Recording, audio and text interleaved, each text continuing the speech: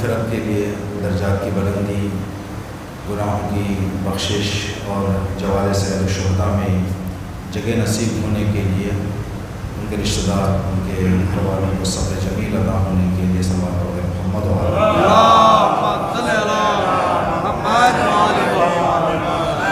اس مجلس کی قبولیت کے لیے مرحوم کے انتقال سے لے کر اس لمحے تک جو عمل بھی مرحوم کے ایصال ثواب کے لیے بجا لایا گیا ہے، ان تمام اعمال کی قبولیت کے لیے اسی طرح سے اپنے بزرگوں کو، اپنے محسنوں کو یاد کرنے اور ان کے ایصال ثواب کے لیے اعمال بجا لانے کی توفیق شامل حال ہونے کے لیے اس مجلس کے ثواب کو کامل اور اکمل اور بہتر مرحوم کے روح کو ایصال ہونے کے لیے ثواب کو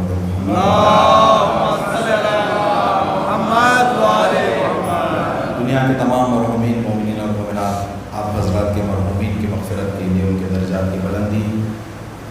آج یا کل جو ہے تھائی لینڈ میں ایک بندہ مومن تھے، عراق کے بڑے مخلص، بڑے خدمت گزار تھے زائرین کے اور عاشقان امام حسین علیہ السلام کے. ان کا انتقال ہوا ہے، میسیج ہمیں ملا ہے. مرحوم عبداللہ کاشی زادے، ان کی مغفرت کے لیے بھی صلوات کریں.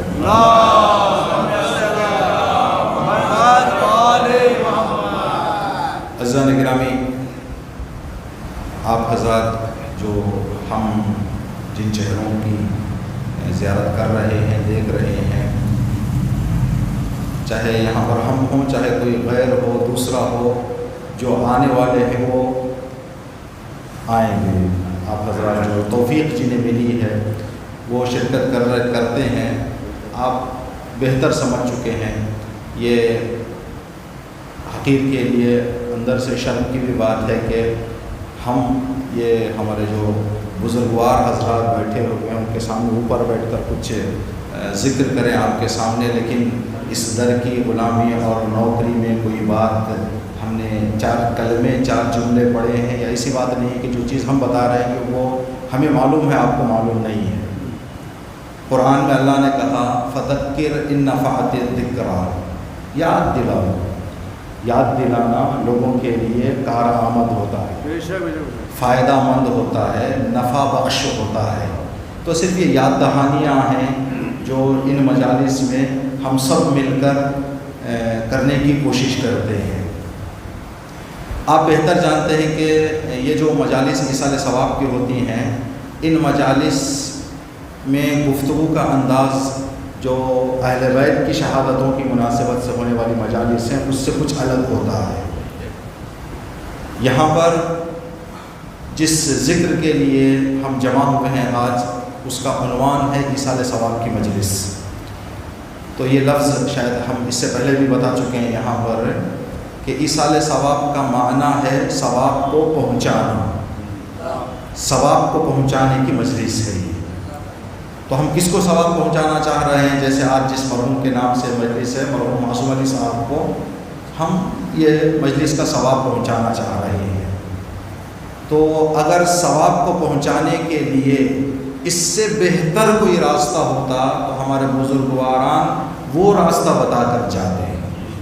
جو ثواب اس میں ہے وہ دوسرے چیزوں میں نہیں ہے، جس کی وجہ سے ہم یہاں پر یہ ذکر کرتے ہیں.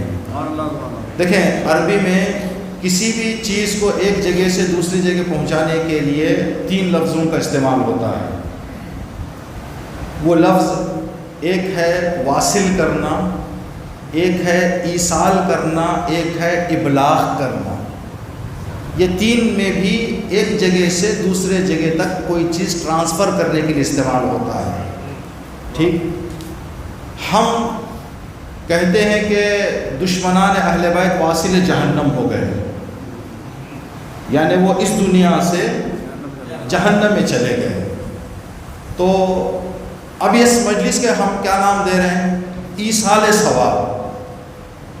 وہ دنیا سے جہنم میں پہنچا، یہاں سے وہاں ثواب جا رہا ہے، تو کیوں اس کو ہم واصل ثواب نہیں، ایصال ثواب، واصل ثواب نہیں کہتے؟ پھر دشمنان اہل بیت جہنم میں ایصال ہو گئے نہیں کہتے، واصل جہنم ہو گئے. ٹھیک، اس کو آسانی سے سمجھنے کے لیے اگر آپ کی خدمت میں عرض کریں، ابھی میر حسن صاحب نے ہمیں پرچی دی مرحوم کے نام کی، مائک صحیح کرتے کرتے انہوں نے پرچی ہمارے ہاتھ میں دی. اس کو کہتے ہیں ایصال کرنا، اس کو کہتے ہیں عزت اور احترام کے ساتھ ایک آدمی دوسرے آدمی کو کوئی چیز پہنچاتا ہے تو اس کو کہتے ہیں کہ انہیں یہ پرچی ایصال کی. اگر وہیں پر ہم اسی پرچی کو یا کسی اور چیز کو لپیٹ کر پھینک دیں تو اس کو کہتے ہیں واصل کیا پرچی کو انہوں نے. جب بے عزتی سے پھینکا جاتا ہے وہاں واصل کہا جاتا ہے. جہاں عزت سے پہنچایا رہے ہیں ایصال ثواب کر رہے ہیں. ہم ثواب کو ڈائریکٹ مرحوم کو نہیں دے رہے ہیں بلکہ ہم ثواب دے رہے ہیں کسی کے ہاتھ میں، وہ لے جا کے دے رہے ہیں مرحوم کو. ٹھیک، اب یہ بات رہے کہ کس کے ہاتھ میں ہم دے رہے ہیں. تیسرا جو لفظ ہے ابلاغ، تاکہ یہ بات بھی ہمیں معلوم ہو جائے. دیکھیں ایصال میں وسیلہ بن کر آئے. ایصال ثواب جو بانی ہیں مجلس کے، جو رشتہ دار ہیں جناب معصوم علی صاحب کے، ان کے رشتہ داروں نے میر حسن صاحب کو دیا پرچی، میر حسن صاحب نے ہم کو پہنچایا. یہ ہوتا ہے ایصال. اگر وہ خود ہمیں دیں تو یہ ہوتا ہے ابلاغ. اگر وہ خود دیں، درمیان میں کسی کو نہ رکھیں، عزت بھی ہو احترام بھی ہو، اس کے ساتھ ساتھ خود اپنے ہاتھوں سے کوئی چیز کسی دوسرے کو دی جاتی ہے، اس کو کہتے ہیں ابلاغ. اللہ نے غدیر میں رسول سے یہ نہیں فرمایا غدیر ایصال کر دو، بلکہ فرمایا غدیر ابلاغ کرو. درمیان میں کسی کو نہ رکھو کسی بھی ایک بات پر. تو رسول خدا نے فرمایا اس کا ثواب اتنا زیادہ ہے، اگر زمین اور آسمان کو سونے کا بنا کر ایک طرف رکھ دیا جائے، اس کے ثواب کو دوسرے پلڑے پر رکھیں تو ثواب کی قیمت زیادہ ہوگی، اس سونے کی قیمت کم ہوگی. اب کتنا ثواب پہنچے گا؟ یہ بات اپنے والد صاحب کے ایصال ثواب کی جو چاہلوم کی مجلس ہم پڑھ رہے تھے اس وقت ہم نے یہ کہا تھا کہ اگر ہمارے بھائیوں میں سے آج کی مجلس سن کر کوئی ایک عمل کر لیتا ہے، ایصال ثواب کی مجلس سے اس نے یہ نیک عمل شروع کیا. جو آپ بھی عمل کر سکتے ہیں اس کام پر. جب بھی اپنے کوئی مرحوم یاد آ جائیں تو ان کے ایصال ثواب کے لیے ایک صلوات، ایک صلوات، چلتے پھرتے کبھی سوتے اٹھتے بیٹھتے جب بھی یاد آ جائیں، گزر نہ جائیں. جیسے آپ حضرات یہاں سے پنجے شاہ کے سامنے سے کتنی مرتبہ گزرتے ہیں دن میں؟ قبرستان سامنے ہے یا نہیں؟ قبرستان کو دیکھ کر صرف تمام مرحومین کی ایصال ثواب کے لیے صلوات پڑھ کے چلے جائیں. آتے ہوئے صلوات پڑھیں، جاتے ہوئے صلوات پڑھیں. تو یہ کیا ہو جائے گا؟ ثواب ان کو بھی ملے گا. کتنا صلوات کا ثواب؟ آپ نے بہت ساری روایتیں ہیں. جو روایت ہمیں پسند ہے کہ رسول اللہ جب معراج گئے تھے تو آپ نے دیکھا اس کا ثواب اتنا ہے،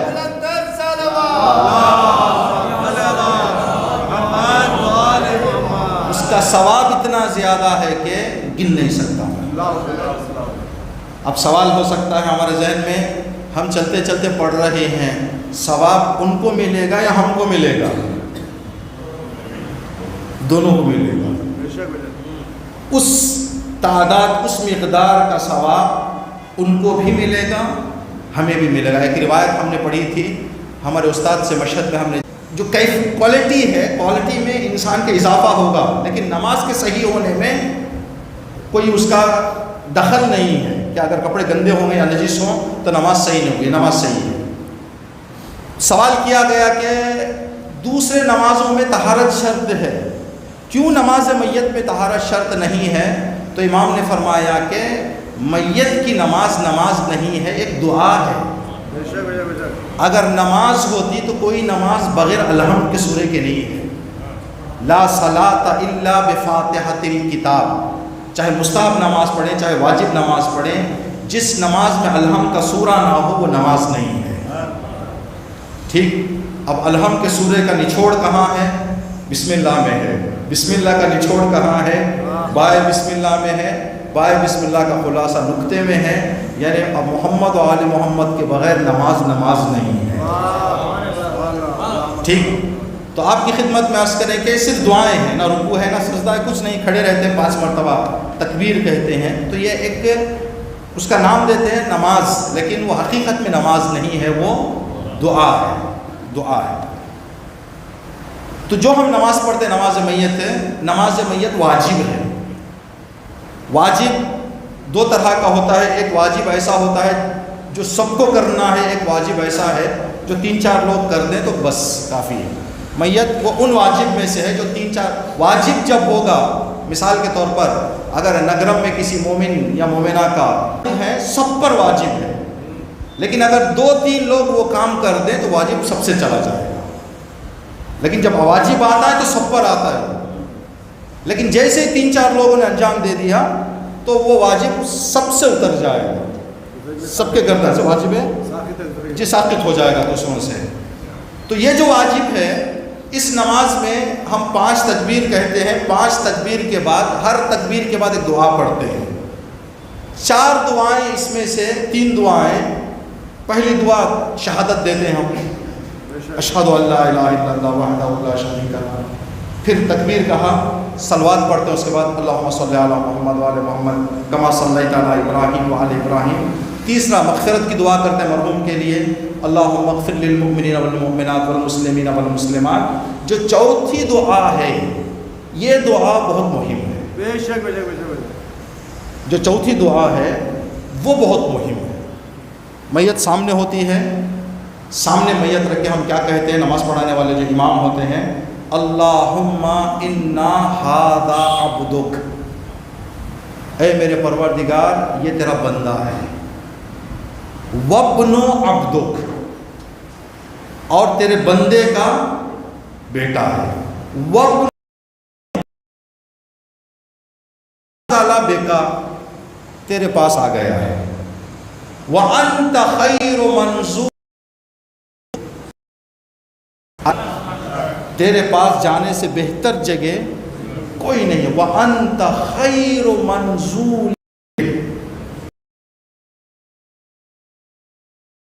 خدا وہ کریم اور رحیم ہے جس کے پاس نہ وقت کی حد ہے نہ شرم کی گنجائش ہے. آدمی جیسے جانا چاہے جب جانا. امام کا دنیا کے منسٹروں کے دروازے بند ہو، اس وقت نہ کوئی منسٹر کام آتا، بادشاہ کام آتا ہے.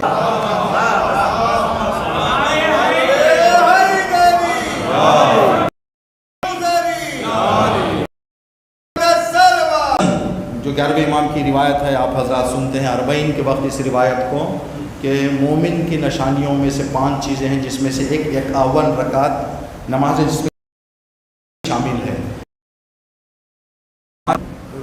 چاہیے کہ رکھیں. کیوں؟ اس لیے کہ امام نے بتایا کہ 5 وقت کی نماز جنرل میٹنگ ہے خدا سے، نماز شب VIP ملاقات ہے. علماء یہاں پر تشریف لاتے ہیں تو ایک جنرل ملاقات ہوتی ہے. کیا ہوا؟ مجلس ختم ہوئی، آپ نے مصافحہ کیا، آپ اپنے گھر چلے گئے، وہ جگہ چلے گئے جہاں پر وہ رکے ہیں. اب کوئی بندہ اپنے گھر سے اٹھ کر وہاں پر آئے گا، 3-4 سوال پوچھے گا، 3-4 باتیں کرے گا، کوئی اچھی بات سیکھے گا، ایک نصیحت سنے گا. وہ جو ملاقات ہے وہ VIP ملاقات ہے. VIP میں جو کام نکلتے ہیں وہ جنرل ملاقاتوں میں کام نکلنے والے نہیں ہیں. امام نے فرمایا نماز شب کے بعد کی طرف توجہ کرو، خدا سے VIP رابطہ رکھو. اس لیے کہ ہم جنرل رابطے والے نہیں ہیں، ہم اس اوپر والے رابطے والے ہیں. تو امام سے کبھی کبھی رات میں دیر ہو جاتی ہے. مجھے ایک شخص نے آ کے سوال کیا امام سے، چھٹے امام جعفر صادق علیہ السلام سے، بولا رات میں نیند بیدار نہیں ہوتی، مجھے نماز شب کی توفیق سے میں محروم رہ جاتا ہوں، لیکن کچھ دن سے خیال آیا. میں نے کہا رات میں چوک گئی تو کیا دن میں قضا کر لوں گا؟ امام نے پیٹھ تھپ تھپا کر کہا کہ چالاک ہو تم چالاک ہو. کہ صرف نماز شب کے نام سے جو تم پڑھتے ہو چاہے دن ہی میں کیوں نہ ہو وہ VIP ملاقات کا راستہ کھل جاتا ہے. تم اس طرح سے اپنا کام شروع کرو. جب اس طرح آہستہ آہستہ سے شروع کرو گے تو جب اس کا لطف اور اس کی برکتیں تمہیں نظر آنے لگیں گی، وہ دن کی نماز کو تم رات میں لے چلے جاؤ. اثرات جب نظر آئیں گے لوگوں کو، برکات جب اس کی زندگی میں دیکھنے کو ملیں گی، تو اب ان سے اس برکتوں کو اور زیادہ فائدہ لینے کے لیے انسان اس کے مخصوص وقت میں لے چلا جائے گا۔ جب توجہ ہی نہ کریں پھر تھوڑا سا دور رہ جاتا ان برکات سے۔ تو گزارش ہے دن ہی میں کیوں نہ صحیح 2 رکعت ہی سے کیوں نہ صحیح نماز شب شروع کریں۔ دن میں اگر رات میں نہیں اٹھ پاتے ہیں 2 رکعت نماز شب قضا کی نیت سے پڑھیں گے۔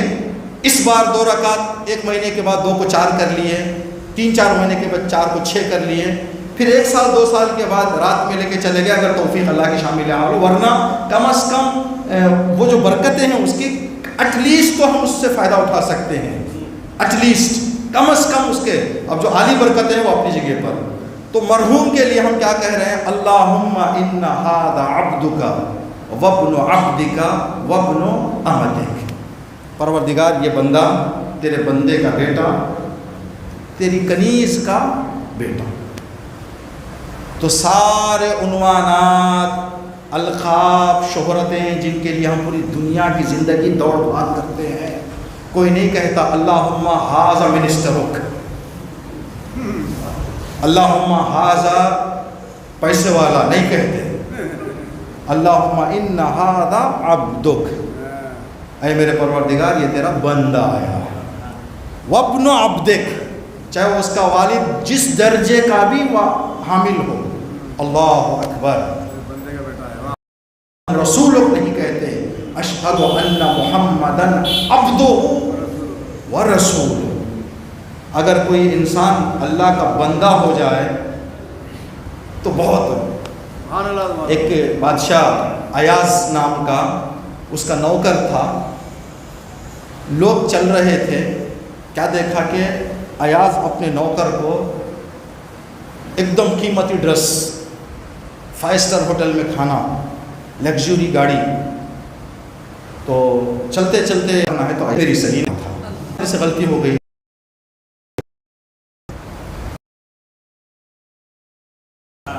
تو ویسے بندہ ہو جا میں۔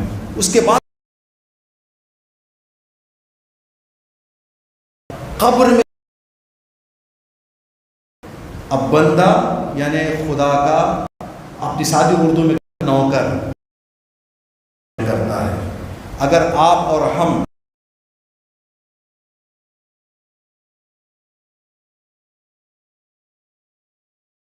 کہہ دیں مطلب ہم نے وہ آقا اور کھڑا، اس کا گھر چھوٹا، میری اولاد اچھی اس کی اولاد لائق نہیں ہے، میرا فلاں بڑا، یہ میرا نہیں کہے گا انسان۔ میرا اسی وقت آتا ہے جب انسان اپنے مالک کو بھول جائے۔ اگر مالک کو یاد رکھے تو جملہ یہ ہوگا، یہ میرے مالک کا کرم ہے، یہ میرے مالک کی عنایت ہے، یہ میرے مالک کا لطف ہے، یہ میرے مالک کا کرم ہے۔ 2 دوست ایک جگہ سفر کر رہے تھے، سفر کرتے کرتے کچھ پیسہ مل گیا راستے میں۔ جب سفر پہ نکلے تو دونوں کا یہ معاہدہ ہوا تھا کہ شروع سے لے کر آخر تک ساتھ رہیں گے، ساتھ کھائیں گے، ساتھ اٹھیں گے، ساتھ بیٹھیں گے۔ تو جاتے جاتے وہ کہتا تھا کہ اب 2 لوگ آپس میں جائیں، ایک پانی کا بوٹل ہو تو میرا پانی کا بوٹل کہاں نہیں کہتے، بلکہ کہتے ہمارا پانی کا بوٹل کہاں ہے، یہ کہتے نہیں۔ اگر 2 لوگ شیئرنگ کر کے جا رہے ہیں تو وہاں پر جو بھی کہا جاتا ہے ہماری بیگ کہاں ہے، کہا نیچے ہے سیٹ کے، ہمارا پانی کا بوٹل کہاں ہے، کہا فلاں جگہ ہے، وہ ہمارا کہاں ہے، ہمارا۔ تو دونوں ہمارا کرتے ہوئے جا رہے تھے، ایک جگہ پیسہ مل گیا تو اس نے کہا ہمارا پیسہ کتنا ہے، تو جس کو ملا تھا اس نے کہا ہمارا نہ کہو بھائی، یہ میرا ہے، یہ میرا ہے۔ اس نے کہا بھائی یہ بے وفائی نہ کرو، وعدہ ہوا ہے کہ ساتھ جانا ہے آخر تک، تو پیسہ مل گیا تو تم اپنی فکر چینج نہ کر لو، اب تک میرا کر کے آ رہے ہیں تو آخر تک میرے میں چلیں گے، کیوں وہاں ہمارے میں چلیں گے، میرے میں نہ ہوگا، نہیں بھائی مجھے ملا ہے، یہ میرا ہے، چلو تمہاری تقدیر، تمہاری نصیب۔ ابھی 10 منٹ بیٹھے ہوئے تھے وہاں پر، 3-4 لوگ کوڑے لے کر آ گئے کہ یہاں پر تو چور ہے، ہمارا پیسہ گھوم گیا، کسی نے پیسہ چرایا۔ جب وہ آئے آگے آنے کے لیے تو اس نے کہا، وہ ایک چھپا دیا تھا بیگ میں، کہا ہمارا پیسہ کہاں ہے؟ کہا ہمارا نہیں، تیرا پیسہ کہنا، جب نقصان کی بات آئے تو تیرا، ہمارا، جب فائدے کی بات آئے تو میرا۔ جب انسان احسان بھول جاتا ہے تو ایسے ہو جاتا ہے۔ اگر احسان یاد رکھیں تو کبھی ہم نہیں کہیں گے، جس کو اللہ نے کائنات دے دی اس نے کبھی نہیں کہا میرا، جس کے اختیار میں کائنات تھی اس نے کبھی نہیں کہا میرا۔ ہم 4 چیزیں دنیا کی سہولتیں لے کر کہیں میرا، تو یہاں پر خدا کو یاد رکھنا ہے۔ عبد کہا جائے گا جب ہمیں اٹھا کر لے جایا جائے گا۔ نزل بک وانت خیر منزول بہ، اس کے بعد کا جو جملہ ہے بہت پیارا جملہ ہے، ہماری زندگی کی ایک خوبصورت معاشرے کو تیار کرنے، وجود میں لانے، باقی رکھنے کے لیے اس جملے کو اگر ہم سمجھ جائیں اور اپنی زندگی میں عمل میں لے آ جائیں تو معاشرے 4 چاند لگ جائیں گے، پیارا ہو جائے گا معاشرہ۔ اللہم انا لا نعلم منہ الا خیر، پروردگار اس مرحوم سے اچھائی کے سوا ہم کچھ نہیں جانتے، اچھائی کے سوا ہم کچھ نہیں جانتے۔ اگر اس کے زندگی میں کچھ برائی ہے، وَأَنْتَ أَعْلَمُ بِهِ مِنَّا، ہمارا علم اتنا ہے، تیرا علم تو بے انتہا ہے، اب اس کی زندگی میں اگر کوئی خطا رہی ہے تو ہمارے سے بہتر جانتا ہے۔ ہم ان خطاؤں کا کوئی، ہمارے سے کوئی رابطہ نہیں ہے، ہم صرف یہ گواہی دے رہے ہیں کہ اللہم انا لا نعلم منہ الا خیر۔ ایک شخص آیا امیر المومنین علی بن ابی طالب کی خدمت میں، آ کے کہنے لگا کہ پڑھ رہا تھا اللہم انا لا، اس کے دھوکے دیکھے ہیں، یہ ایک طریقے کا جھوٹ نام لگانے والا تھا، دل دکھانے والا تھا۔ تم نے غیبت کرتے ہوئے تو دیکھا، جب تم نے توبہ نہیں دیکھا، کے بعد اس نے توبہ کر لیا ہے۔ اس طرح سے انسان کے گناہ ہے، حدیث میں ہے جو انسان فرش اعضاء پر بیٹھ کر مکھی کے پر کے برابر آنکھوں سے آنسو نکلا، جب مجلس میں ہم آ رہے ہیں ایک بندے کو دیکھ رہے ہیں کہ آنسو رہا ہے، ہو گئی ہے، خود دہنے کان میں میرے دل دکھانے کی بات کرے، کوئی ایسی بات کرے جس سے میرا دل دکھے، وہی آدمی میرے بائیں کان میں آ کر کہے حسین معاف کر دو، میں معاف کر دوں گا۔ کتنا پیارا، یہی امام حسین کے معاف کرنے کی عادت تھی، جس عادت نے حر کو آگے بڑھنے کی ہمت دی۔ اگر وہ حسین کے بخشنے کی صفت مشہور نہ ہوتی دنیا میں، کبھی حر کے قدم حسین کی طرف آگے نہ بڑھتے، تو یہاں نہ حر معافی مانگ کر چھوٹا ہوا، نہ حسین معاف کر کے عظمت کم ہوئی، بلکہ حر کی عظمت بھی بڑھ گئی، حسین کی عظمتوں کو اور عروج مل گیا۔ یہاں سے معلوم ہو رہا ہے نہ معافی مانگنا ہار ہے، نہ معاف کرنا شکست ہے، بلکہ دونوں جیت ہے۔ معافی مانگنا بھی، اب یہاں پر یہ بات عرض کرتے ہیں آپ کی خدمت میں، معافی مانگنے کے لیے اگر دل چاہیے، معاف کرنے کے لیے جگر چاہیے۔ آدمی معافی اگر ہمت سے مانگ بھی لے تو معاف کرنے کے لیے بہت بڑا جگر چاہیے آدمی کو۔ صلی اللہ علیہ محمد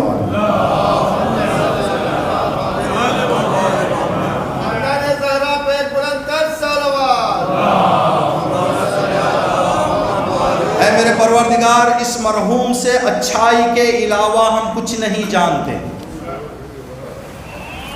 ہمارے دوست علی پور کے قبرستان سے ہم باہر نکلے زیارت کر کے، عید کا دن تھا، عید فطر، قبرستان میں عیدگاہ ہے، عید فطر پڑھ کے باہر نکل رہے تھے تو ہمارے دوست نے کہا کہ مولانا قبرستان آنے سے سکون ملتا ہے، سکون ملتا ہے۔ تو ہم نے کہا کہ علت ڈھونڈ، سوچی آپ نے علت آپ نے سوچی کہ کیوں سکون مل رہا آپ کو؟ وہ نہیں معلوم، لیکن قبرستان سے جب باہر جاتے ہیں ایک قسم کا ہلکا پن، ایک قسم کی تسلی جیسی جو ہے ہمیں محسوس ہوتی ہے۔ ہم نے کہا اس کی وجہ یہ ہے کہ ہم قبرستان جا کر مرحومین کے برائیوں کو ذہن میں نہیں لاتے ہیں، مرحومین کے اچھائیوں کو ذہن میں لاتے ہیں۔ اور اگر کوئی خدا نہ کرے کسی مرحوم کی برائی زبان پر لانا بھی شروع کر دے تو آگے والے ٹوک دیتے ہیں، بھائی مرحوم کی غیبت نہ کرو، بھائی مرحوم کے لیے برا نہ کرو۔ اس لیے کہ قبرستان جا کر قبرستان میں سونے والوں کی اچھائیاں ہم ذہن میں لاتے ہیں، اچھائیاں ذہن میں لانے سے سکون ملتا ہے۔ اسی وقت سکون جاتا ہے جب کسی کی غلطیوں کو ذہن میں لائیں۔ اگر وہی فارمولہ ہم معاشرے میں بھی اپنا لیں، جس کو دیکھیں صرف اچھائیوں کو ذہن میں لائیں، برائیوں کو چھوڑ دیں، تو معاشرے میں بھی سکون ملے گا۔ یہاں پریشانی کی وجہ یہ ہے چہرہ دیکھیں گے تو اس کی ساری کنڈلی نکال دیں گے باہر۔ رمضان ایک سال ہم آپ کی خدمت، اس وقت کیا ہے معنی اس کا؟ اے میرے اللہ مانو، خدا رحم الرحیمین ہے، اب جس کو ڈالنا ہے وہ جانتا ہے کس کو ڈالنا ہے نہیں؟ اللہم ادخل، اے اللہ داخل کر دے، پہنچا دے، علی اہل القبور، قبروں میں رہنے اہل قبر پر داخل کر دے۔ کیا؟ سرور۔ کیا ہے معنی سرور کا؟ خوشی۔ اللہم ادخل علی اہل القبور السرور۔ کیا ہماری زبان سے دعا قبول ہوگی؟ اللہم ادخل علی اہل القبور السرور۔ خدا کہے گا تم مردوں کو خوشیاں دینے کی دعا مجھ سے کر رہا ہے، پہلے زندوں کو خوشیاں دینا سیکھ، پھر مردوں کے لیے خوشیاں تو زندوں کا دل دکھا کر مردوں کی خوشی مانگتا ہے، زندوں کا دل دکھا کر۔ خدا کہے گا اگر خوشی داخل کرنا اچھا کام ہے تو خود نہیں کر رہا ہے، تو دل دکھاتا ہے۔ ہمارے یہاں جب جنازہ لے کر جاتا معاف کر دے، زندے پہ معاف کرنے کے لیے تیار نہیں تھے، زندے پہ معاف کرنے کے تیار نہیں، مرنے کے بعد کہنے خدا تجھے معاف کر دے، خدا تجھے معاف کر دے۔ تو اللہم ادخل علی اہل القبور السرور، اے پروردگار مرحومین کی قبروں میں خوشیاں نازل فرما۔ خدا کہے گا کہ تو زندوں کے دلوں میں خوشیاں ڈال، میں تیری دعا کو مستجاب کرتے ہوئے مرحومین کے قبروں میں خوشیاں پہنچاؤں گا۔ تو زندوں کو خوش کر، میں مرحومین کو خوش کروں گا۔ لا نعلم منہ الا خیرا وانت اعلم به منا، اللہم ان کان محسنا فزد فی احسانہ۔ اگر نیک ہے اس کی نیکی چھوٹی ہے، تیرا کرم بڑا ہے، اپنے کرم کے حساب سے اس کو ثواب دے۔ اس کی نماز کو نہ دے، اس کے روزے کو نہ دے، اس کی مجلس کو نہ دے، اپنے کرم کو ذہن میں رکھتے ہوئے اس کو ثواب عطا کر۔ وَإِن كَانَ مُسِيئًا، اگر گناہ گار ہے، اگر مرحوم گناہ گار ہے، فَاغْفِرْ لَهُ، معاف کر دے اس کو، فَتَجَاوَزْ عَنْهُ، اس کے گناہوں سے صرف نظر کر جا، وَاجْعَلْهُ عِنْدَكَ فِي أَعْلَىٰ عِلِّيِّينَ، حبیب ابن مظاہر اور ان کا درجہ اس کو عطا کر دے، اعلیٰ علیین میں مرحوم کو جگہ دے دے، ان کے مرحومین کو نیک راہ پر باقی رکھ، تو سب سے زیادہ رحم کرنے والا ہم مرحوم کے لیے کرتے ہیں۔ یہ واقعہ ہم نے کچھ دن پہلے یہیں پر عرض کیا تھا، آپ کی خدمت میں عرض کریں گے انشاءاللہ، مصائب کی طرف آئیں گے۔ ایک حکیم کے پاس ایک شخص آیا، آ کر کہنے لگا کہ میرے گاؤں کی آبادی 300 لوگوں پر کوئی مجھے بلاتا نہیں، کوئی مجھے بات نہیں کرتا، زندگی کرنا میرے لیے دشوار ہو گیا، کوئی تعویذ، کوئی دعا، کوئی نماز، تاکہ لوگوں کی محبت میرے لیے بڑے کچھ رابطے مضبوط ہوں۔ تو حکیم نے دیکھا کہ 300 لوگ ایک دو سے دشمنی اپنی جگہ پر، پورے گاؤں سے دشمنی ہے کسی پہ، اکثر سے ناراضگی، تو انہوں نے کہا ٹھیک ہے آپ کے لیے میں دعا پڑھ کے دوں گا، اس دعا کے لیے کچھ مقدمہ ہونا ضروری ہے۔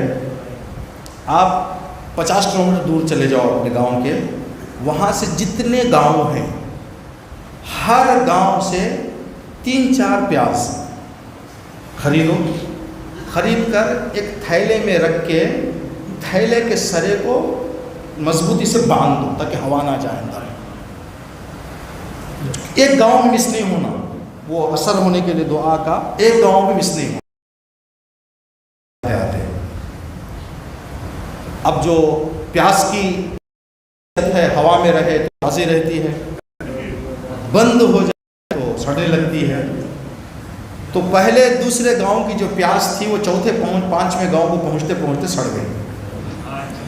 اب سڑی ہوئی پیاس کو کاندھے میں اٹھا کر کہاں تک جائے آدمی؟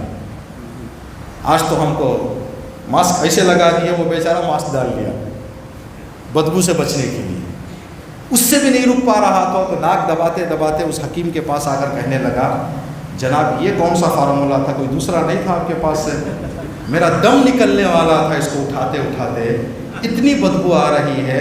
جیسے ہی تھیلے کو سامنے رکھا انہوں نے کہا، نہ کوئی دعا ہے نہ کوئی تعویذ ہے، میں ایک چیز تم کو سمجھانا چاہ رہا تھا، دوسروں کے کینے کی بدبو دل میں رکھو گے تو سکون کہاں سے ملے گا؟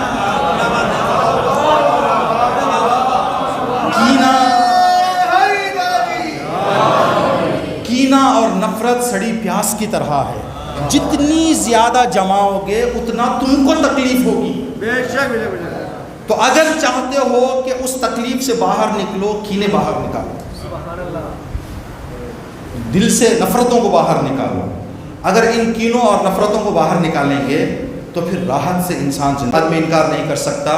مثال کے طور پر اگر ائمہ علیہ السلام کے سامنے یا جناب مالک اشتر کا جو مشہور واقعہ ہے، جب مالک اشتر گھر کے باہر نکل رہے تھے کسی کام سے، تو ایک انجان آدمی نے مذاق کرتے ہوئے، جیسے سمجھیں کچھ ضعیف حضرات یہ ہوتے ہیں سر پہ شال باندھتے ہیں یا ٹوال جو ہے وہ کاندھے پہ ڈال لیتے ہیں، پہلے زمانے پگڑیاں باندھتے تھے عرب لوگ، ابا ڈالتے تھے کاندھے پہ، تو انجانہ آدمی مالک اشتر کو نہ پہچانتے ہوئے مذاق میں ابا کھینچ دیا۔ جب ابا کھینچ دیا مالک کی، اب جس آدمی کھینچا تھا جو لوگ اطراف تھے تو انہوں نے کہا کہ تم نے ایک کیا بولتے ہیں سام کو چھیڑ دیا، شجاع آدمی کو چھیڑ دیا۔ کہا کون؟ مالک ہے، معمولی آدمی نہیں ہے وہ۔ اچھا وہ مالک اشتر ہے، چکا تھا میں سوچ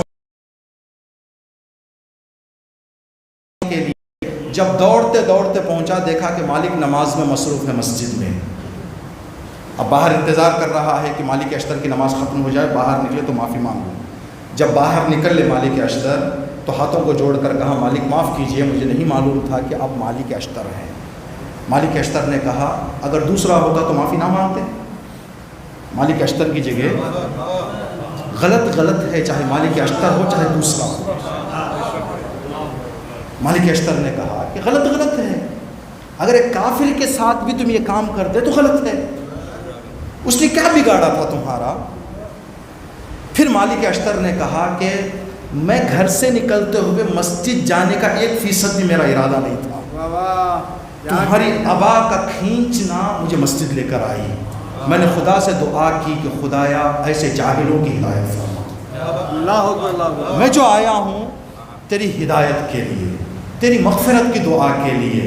اگر مالک وہاں پر کینہ رکھ لیتے، جہاں نظر آتی ہے جب بھی ملتا تھا، السلام علیکم مالک، وعلیکم السلام، کیا خیریت سے ہو؟ یہ جو سکون اس کو اور مالک کو ملا کس میں ہے؟ کینے کے بیچ دو لوگ آپس میں کینہ رکھنے والے دشمن، تو دوسرا تھوڑا دیر آیا، دیکھا کہ دشمن بیٹھا ہوا تھا، کہا یار کہاں مل گیا، ایک آدھا گھنٹہ دیر آتا، یہ بھی اسی کشتی میں میں بھی اسی کشتی میں۔ اب وہ پیچھے بیٹھا ہوا تو ڈرائیور کے بازو بیٹھ گیا تاکہ دور رہے ایک دوسرے سے۔ چلتے چلتے کشتی سوراخ ہو گیا، ڈوبنے لگی، تو ناخدا نے کہا کہ بھائی سب وصیت نصیحت انا للہ پڑھ لو، جانے والے ہیں سب۔ تو ڈرائیور کے بازو جو بیٹھا تھا اس نے کہا کہ جناب ناخدا پہلے پیچھے سے ڈوبے گی یا سامنے سے؟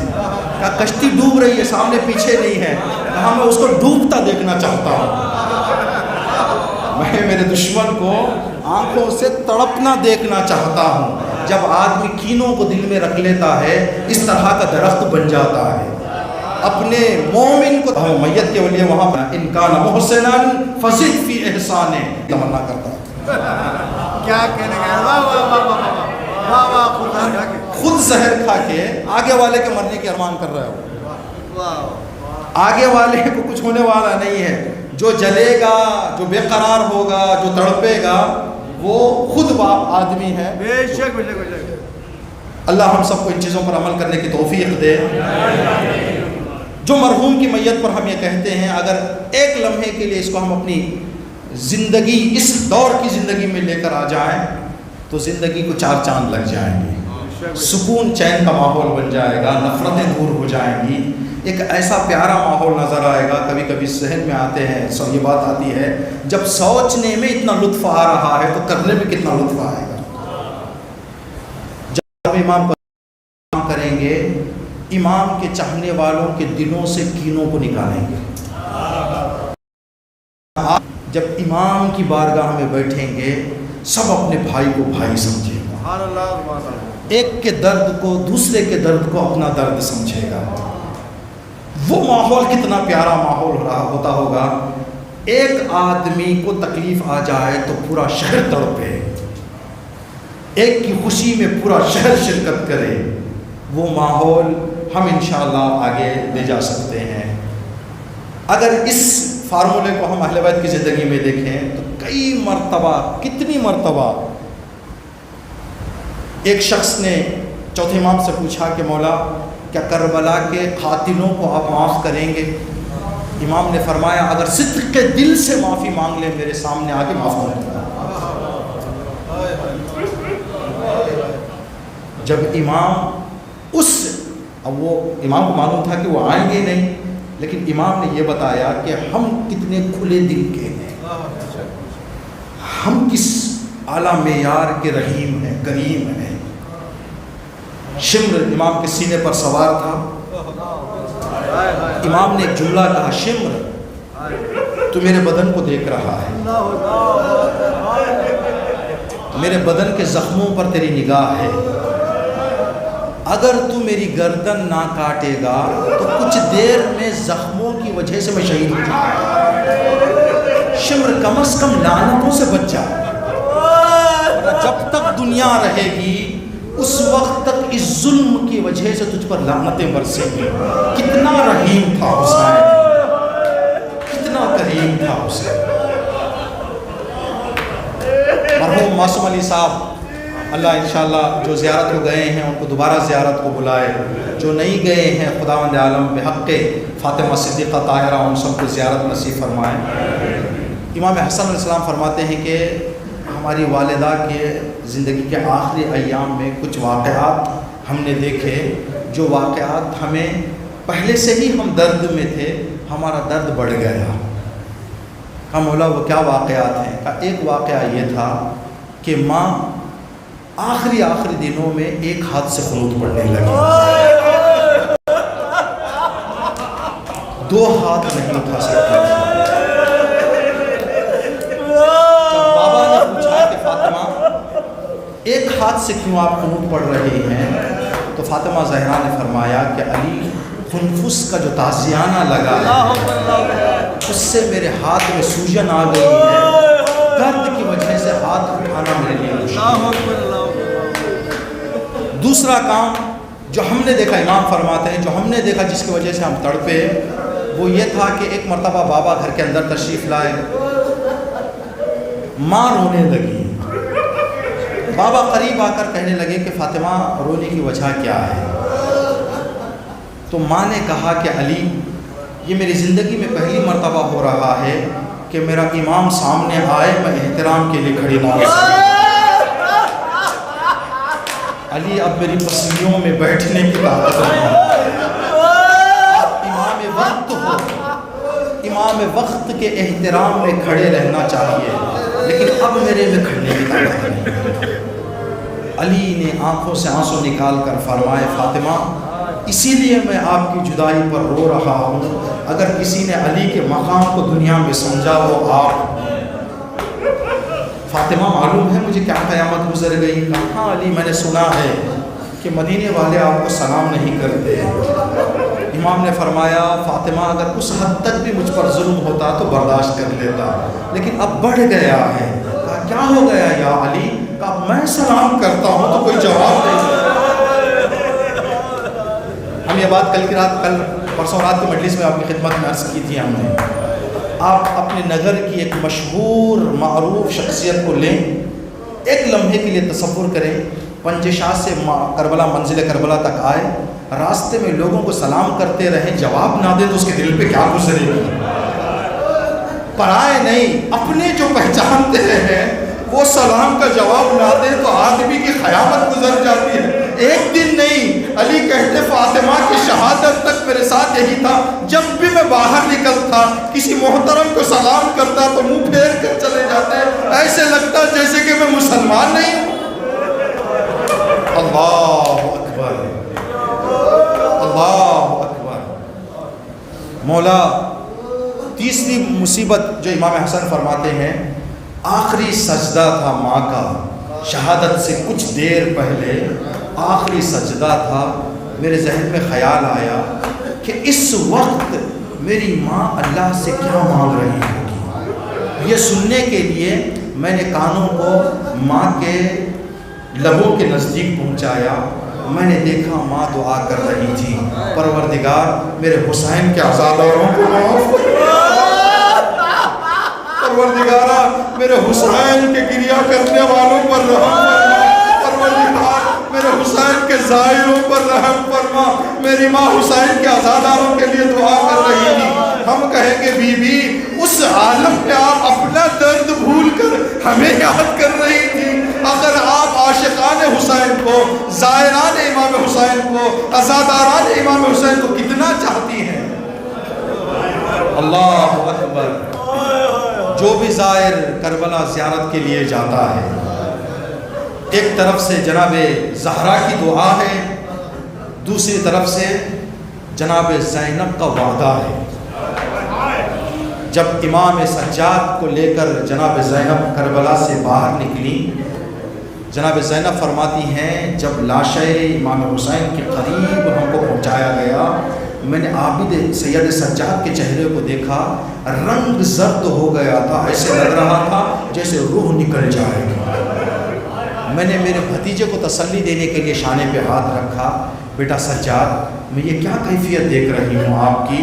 کہا پھوپھی اماں بابا کا جنازہ ہو، جوان بیٹا ہو، بے کفن ہو، میں اپنے آنکھوں سے دیکھوں، میں کیسے صبر کروں؟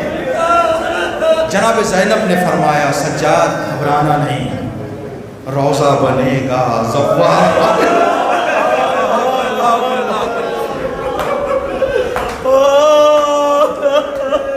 زوار آئیں گے، یہاں روضہ بنے گا۔ پھوپھی اماں یہ کب تک ہوگا؟ کہ جب تک دن اور رات باقی ہے، نہ زیارت کا سلسلہ رکے گا، نہ ذکر حسین کا سلسلہ رکے گا۔ امام سجاد کو حوصلہ مل گیا۔ اب ادھر امام سجاد کو حوصلہ ملا، ادھر زینب نے اپنے آپ کو اونٹ سے گرا دیا۔ امام سجاد زمین پر اترے، پھوپھی اماں مجھے تسلی دینے والی پھوپھی آپ کیوں اپنے آپ کو زمین پر گرا رہی ہیں؟ ایک مرتبہ جناب زینب نے فرمایا بیٹا سجاد کل بھی میں نے اس جنازے کو دیکھا تھا، آج بھی میں اس جنازے کو دیکھ رہی ہوں۔ 10 محرم جب شمر گردن کاٹ رہا تھا، میں نزدیک تھی، 70 قدم کے فاصلے سے دیکھ رہی تھی، آج میں آئی ہوں تو کیا یہی میرا بھائی ہے؟ جو سوال جناب زینب نے فرمایا انت اخی، کیا تو ہی میرا بھائی ہے؟ جناب بی بی زینب کل آپ نے حسین مولا کو پہچان لیا تھا، آج آپ سوال کر رہی ہیں کہ یہی میرا بھائی ہے، آخر کیا انقلاب آ گیا؟ جناب زینب فرماتی ہیں 11 محرم گھوڑوں کی ٹاپوں سے میرے ماجائے کا بدن ایسے پامال ہو گیا تھا کہ جنازے کو ہم نہیں پہچان پا رہے تھے، جنازہ کربلا کی ریت پر بکھر گیا تھا، ہم ایسے عالم میں چھوڑ کر نکلے، ہر ہمیشہ یہی خیال تھا پروردگارا میرے حسین کو کفن کون دے گا، میرا حسین کب دفن ہوگا؟ الا لعنۃ اللہ علی القوم الظالمین سیعلم الذین ظلموا ای منقلب ینقلبون ربنا تقبل منا انک انت السمیع العلیم۔